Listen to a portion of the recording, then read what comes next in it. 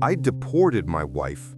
I didn't just divorce her, I had her dragged out in handcuffs in front of 30 strangers and put on a one-way flight back to her village with nothing but a clear plastic bag of clothes and a lifetime ban stamped in her passport. And I swear to God, I have never slept better in my entire life. Half the internet calls me a monster. The other half keeps blowing up my DMs asking for the step-by-step guide. Before you pick a side, let me tell you exactly what she did to me, my company, my employees, and the 10 years I spent building everything from nothing. But first, if you've ever been lied to, robbed blind, or played for an absolute fool, do me a solid right now. Smash that like button and subscribe with notifications on. I only post the raw, unfiltered truth, and the next story is even crazier. My name is James Carter. 37 years old, Houston, Texas. I own Carter Tech Solutions, an IT consulting company I started in my garage back in 2013 with a 10-year-old Dell, a folding table, and a dream bigger than the state I live in. By late 2021, we had grown to 18 full-time employees, $2.4 million in annual revenue, a brand new office in Westchase, trucks with our logo on the side, and I just signed the biggest contract of my life, a multi-year deal with one of the largest independent oil and gas operators in Texas. That single contract was going to push us past $4 million a year and finally let me take a real breath for the first time in a decade. House paid off, trucks paid off, retirement account fat. Life was damn good, on paper. The only thing missing was someone to share it with.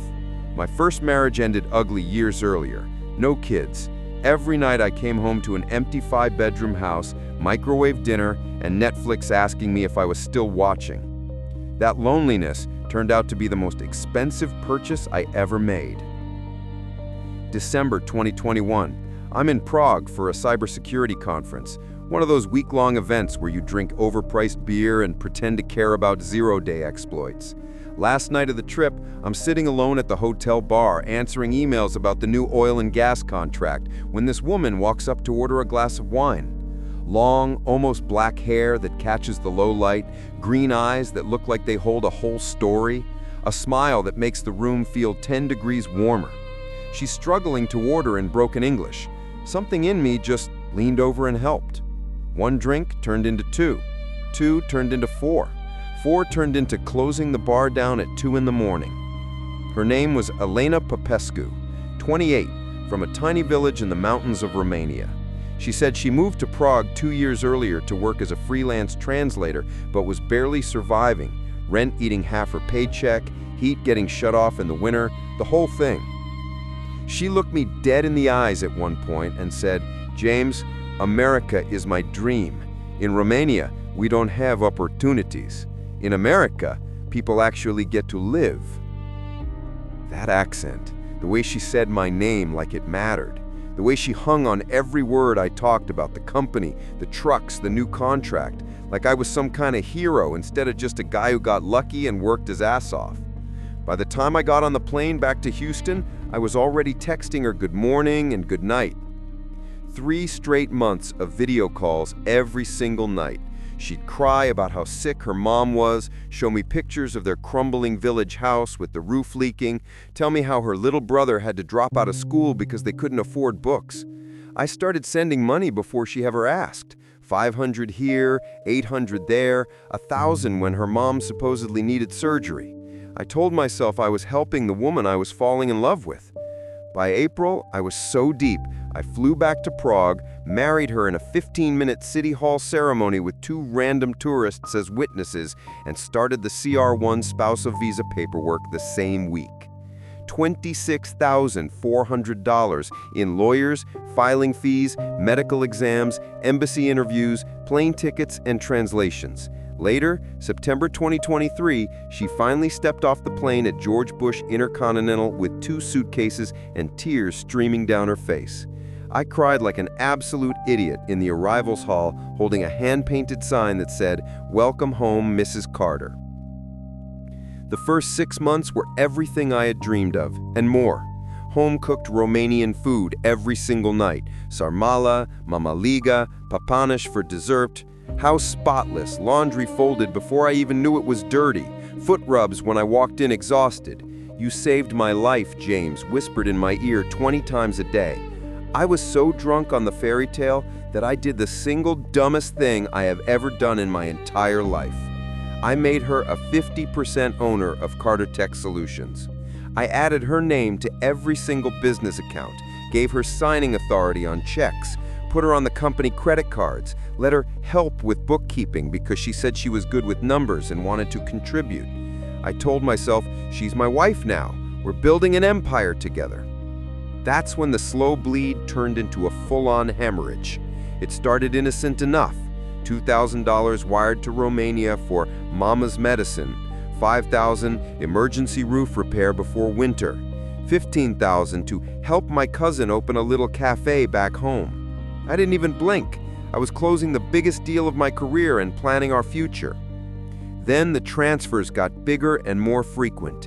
$8,000, $12,000, $20,000 in a single week, always labeled things like marketing expenses, Eastern Europe, software localization vendor, or consulting fees, Bucharest office. My accountant asked me about one of them in March. I told him, "Elena handles that side now, it's fine." He believed me because she was my wife. She had created half a dozen fake vendors with Romanian-sounding names, generated fake invoices for services that never happened, paid herself monthly consulting fees and performance bonuses, opened a secret business checking account I didn't even know existed, and routed money into crypto wallets registered to her cousin's name. In 9 months, she stole $182,000, money that was supposed to pay payroll, health insurance, quarterly taxes, and the new office we needed to service that massive oil and gas contract. Payroll bounced twice. 2 of my best senior engineers, guys who had been with me from the garage days, quit because their checks were late. The oil and gas client put us on a 30-day performance improvement plan and threatened to terminate the contract completely. That one contract was 70% of our revenue. Losing it would have killed the company and put 18 families out of work. I had to take out a $150,000 personal loan against my paid-off house just to make payroll and keep the lights on.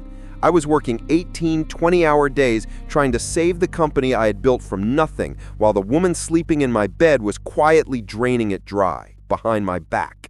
Marcus, my best friend since college, tried to warn me at least a dozen times, sat me down at barbecue joints, sent me texts, even showed me bank alerts he'd heard about from my own accountant.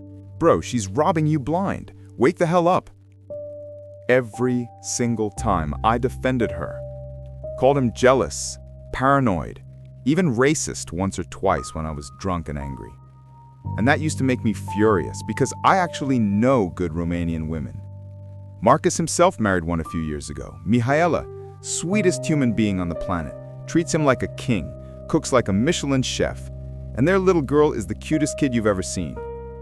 Most Romanian women I've met through friends are loyal, hardworking, family first, the real deal.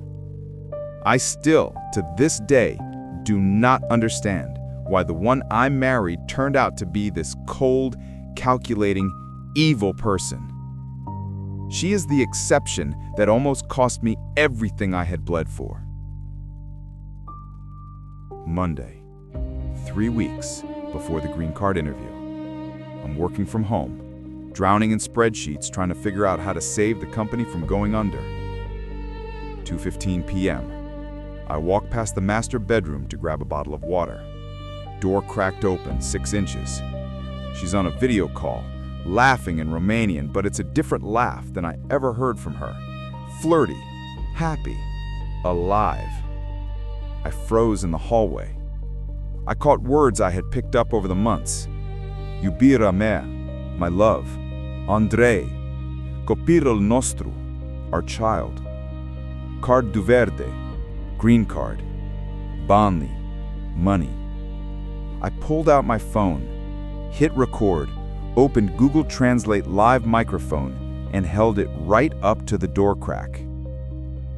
47 seconds of conversation that turned my blood to pure ice. Don't worry, baby. 3 more weeks and I have the green card locked. 6 months after that, I divorced the idiot, take half the house, half the company money, everything Texas gives me. Then I bring you and our son over for good. He still thinks I love him. It's actually hilarious how easy this has been. Yes, I moved another $37,000 this morning. By the time he figures it out, it'll all be in crypto and untouchable. She ended the call with a long, "Te iubesc, Andre," and kissed the screen like it was his lips. I stood in that hallway feeling my entire life collapse around me. That night, after she fell asleep with her head on my chest like nothing was wrong, I cloned her WhatsApp to my laptop using software one of my engineers had built. Thousands of messages to the real love of her life, Andre. Hundreds of photos of their 4-year-old son who has her exact green eyes. Videos of her on her knees promising the little boy, "Mama's bringing you to America soon with all the money in the world." Bank records showing the full $182,000 she had stolen from my company. A countdown app on her home screen, Freedom Day, 180 days after green card approval. She didn't just want a visa. She wanted to bankrupt my company, divorce me as soon as the 10-year green card was irreversible, take half of whatever was left in a Texas divorce settlement, and bring her real family to live the American dream on my grave. I wasn't her husband. I was the mark, the ladder, the walking ATM with a US passport. The next morning, while she was in the shower singing like it was just another day, I called the USCIS fraud tip line. I emailed everything, the chats, the fake invoices, the bank records, the audio recording, the photos of Andre and the child, the countdown app screenshots. I withdrew my I-864 affidavit of support in writing and sent it certified mail. The officer on the phone actually paused and said, "Mr. Carter, this is one of the worst cases of premeditated marriage fraud I've seen all year. Bring her to the interview as scheduled. Do not tip her off under any circumstances. We'll be ready." For the next 19 days, I played the role of the perfect, loving, clueless husband better than any actor in Hollywood. I cooked her favorite meals, held her hand while she practiced interview answers in the mirror for hours, took her shopping for the perfect navy, respectful wife dress, kissed her goodnight, and whispered how excited I was for our future together, while my lawyer and a forensic accountant locked down every single account she could still touch and prepared criminal referral packets for wire fraud. Every smile I gave her was laced with poison. March 28, 2024, interview day. She woke up at 6 a.m. to curl her hair and do her makeup like it was her wedding day all over again. She was glowing, kept saying, "Today my dreams come true, baby." We drove downtown holding hands, singing along to the radio like the perfect American success story. We sat in the USCIS waiting room. She kept nervously squeezing my hand. Other couples all around us smiling, excited, hopeful. Elena Popescu. 2 uniformed armed ICE agents stepped out instead of an immigration officer. The entire room went dead silent. "Ma'am, step forward, please. Your adjustment of status petition has been withdrawn by your sponsoring spouse. You are now unlawfully present in the United States. Hands behind your back." She turned to me, mascara already starting to run. James, tell them it's a mistake. Tell them." I stood up slowly, straightened my tie, and looked her dead in the eyes for the very last time. "No mistake, Elena. I know about Andre. I know about your son. I know about the $182,000 you stole from my company. You were never my wife. You were just renting my last name and trying to rob me blind for 10 months. The scream she let out still echoes in my head some nights. "You bastard! You can't do this to me! I have a son! I have a family!" I looked her one final time and said, "Yes, and you left him for a green card and a bank account. That was your choice." They cuffed her while she kicked and cried and cursed me in 2 languages. Navy dress wrinkled, hair messed up, mascara running down her face like war paint. I picked up my briefcase, walked out of that federal building, got in my truck, and drove home to silence. She's been in detention for 41 days now. Her deportation flight to Bucharest leaves this Thursday. Permanent lifetime bar from the United States for marriage and financial fraud. Her family spams me with Bible verses and death threats. Andre sends drunk voice notes crying about how I stole his woman. Her 4-year-old still asks when Mama's coming home. That part actually keeps me up some nights. The kid didn't do anything wrong. But Elena chose to abandon him for a green card and a payday. I didn't separate them. She did. Cardatech Solutions survived. Barely. I paid back every dime of that personal loan last month, hired a full-time forensic accountant, implemented controls she could never touch again. The employees who stayed through the chaos each got 6-figure bonuses this year. We hit $4 million in revenue after all, on time and under budget. My mom thinks I went too far.